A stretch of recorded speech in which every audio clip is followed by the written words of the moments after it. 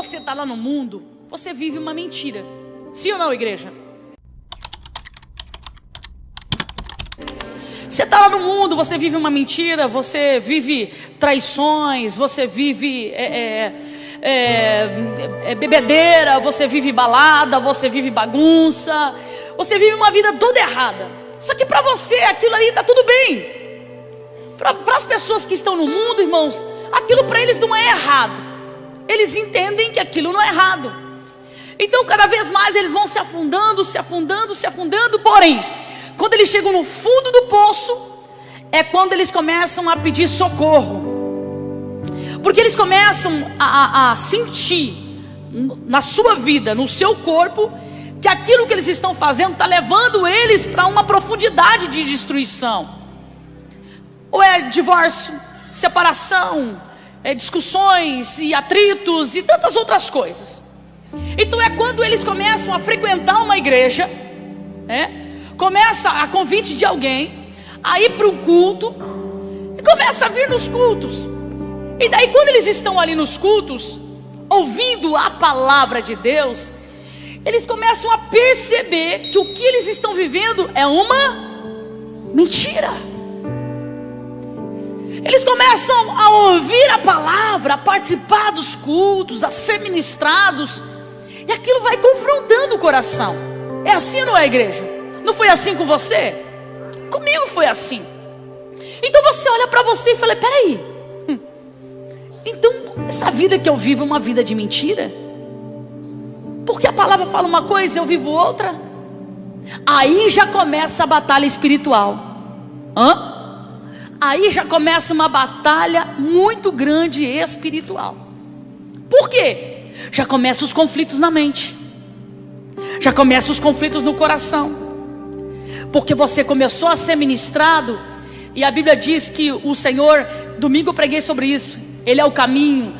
Domingo o culto foi forte, irmãos. Era Santa Ceia, então o negócio, o chicote estralou aqui. Então você começa a ver as coisas diferentes. Isso começa as batalhas na mente, batalha no coração, porque você começa a perceber que você está na posição errada, que o que você está fazendo é errado. Então automaticamente, quando você recebe essa ministração no seu coração, é automático. Você que já quer cambiar de vida, como diz os nossos irmãos. Você já quer mudar de vida. Você já quer sair daquela vida que você está vivendo de mentira. E você já começa a pedir ajuda ao pastor. As irmãs que te levaram para a igreja, você já começa a pedir oração. E aí começa uma guerra muito grande espiritual. Por quê?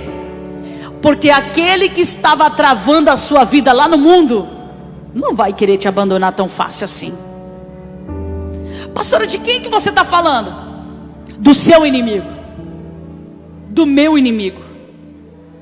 Que inimigo é esse? Abra a sua Bíblia ali, Efésios capítulo 6.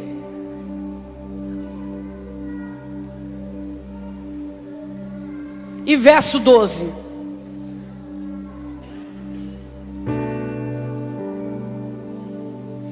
Olha só quem é o nosso inimigo. Pois nós não estamos lutando contra seres humanos, mas contra as ciladas do maligno. Ciladas do maligno. Escuta aqui uma coisa. Você já conseguiu entender quem é o seu inimigo, né? Aqui você percebe que a sua luta, a sua guerra, ela não é física. Então quando você começa a conhecer a verdade da palavra de Deus, e começa aqueles conflitos de coisas que o Espírito de Deus começa a dizer para você que você precisa mudar, existe alguém, e esse alguém, esse texto está dizendo, o diabo, que começa a querer travar a sua vida. Ele começa a inflamar o seu coração, porque ele não quer que você saia da mentira. Você está entendendo o que eu estou dizendo? Ele não quer que você saia daquele poço de destruição. Do outro lado está o Espírito Santo, porque você deu uma abertura para ele, e ele está falando no seu coração aquilo que Ele tem para a sua vida, aquilo que Ele tem para a sua casa, aquilo que Ele tem para a sua família. Do outro lado, está o Espírito Santo dizendo para você: quem disse que está perdido o teu casamento? Quem disse que a sua vida é destruída? Quem falou para você que você não vai conseguir? Quem falou para você que você não vai vencer? Aí começa a grande batalha no mundo espiritual, meu irmão. Então por aí você consegue já entender o que é uma batalha espiritual. A batalha espiritual acontece quando você ouve a verdade de Deus. Aí começa o conflito no mundo espiritual, porque aí o demônio começa a guerrear, porque ele não quer que essa verdade entre no seu coração. Pastora, por que ele não quer que essa verdade entre no meu coração? Porque quando você deixar descer no teu coração essa verdade, automaticamente você vai buscar a mudança de vida. É automático. Você começa a deixar as coisas que você fazia. Se bebia, você para de beber. Se fumava, você para de fumar. Se prostituía, você deixa a prostituição de lado. E muitas coisas. Se fala palavrão, você já pega e fala: não, eu não quero mais isso para minha vida, porque a palavra, ela condena isso. Eu não quero mais falar palavrão. Você começa a mudar o seu comportamento. Aí, meu irmão, o diabo ele fica furioso. É quando ele se levanta contra a sua vida. Aí ele começa a usar todas as estratégias que ele pode usar para tirar você desse foco que você está. Você já percebeu que toda vez que você se posiciona nas coisas de Deus, começa aquele vendaval dentro da tua casa? Você fala assim: agora eu vou levar certo as coisas de Deus. Agora eu vou ir para o culto certinho. Agora eu vou fazer o discipulado. Agora eu vou servir ao Senhor de verdade. Agora eu vou deixar de fazer isso, vou deixar de fazer aquilo. Você começa a se posicionar no mundo espiritual. E parece que não, minha irmã. Mas todas as vezes que você começa a tomar essa posição no mundo espiritual, o mundo espiritual começa a se agitar. Por quê, pastora? Porque quando você começa a se posicionar, minha irmã, os anjos do Senhor começam a trabalhar em seu favor. Aí está do outro lado lá Satanás vendo a movimentação dos anjos, e ele começa a entender que se tem a movimentação dos anjos do Senhor, é porque tem posicionamento seu na terra. E é por isso que ele se levanta. E eu te pergunto: como que você está lidando com as batalhas espirituais da sua vida? Como? Como que você está lidando com elas? Desde o dia que você falou assim: olha, eu vou me posicionar, começou a acontecer o que na sua vida? Desde o dia que você falou assim: não, eu vou começar a ler a Bíblia, começou a acontecer o que com você? Muitas barreiras, muitos impedimentos. E qual foi a tua reação? Qual foi a sua atitude? Foi de desistir? Foi de parar? Não, pastor, eu não aguentei não, a prova foi terrível. O diabo se levantou tão pesado que eu fiquei até com medo dele. Tá, mas nós lemos aqui Romanos 8:31. Se Deus é por nós, quem será contra nós? Sabe o que é isso, minha irmã? Você precisa colocar uma coisa na tua mente e no seu coração: você é escolhida de Deus. Escuta, você foi selada desde o ventre da sua mãe. E é por isso que o diabo luta tão pesado contra a sua vida. E talvez até aqui você não estava sabendo como lidar com essa situação, mas Deus te trouxe aqui para dizer para você: hein, quando o vento começar a se levantar, entenda, o diabo está preocupado com a tua posição. Preocupado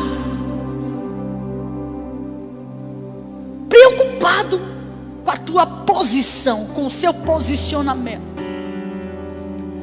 Então ele começa a buscar estratégias para querer destruir a sua vida. Aí você pode pensar assim: pastora, mas o que eu faço então? Esse mesmo texto aqui, Paulo nos ensina como que nós devemos combater a batalha espiritual.